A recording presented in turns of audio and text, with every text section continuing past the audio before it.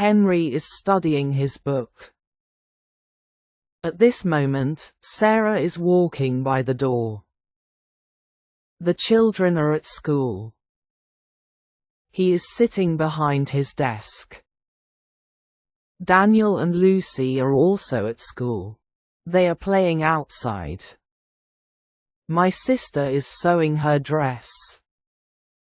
James is carrying his hat. He wishes he could play with the other children. Lucy is wearing a bonnet. She is carrying textbooks to the shelf. Lucas is at school too. She is sitting on a bench. She is sitting near Olivia. She is helping the teacher. They are picking flowers for their teacher.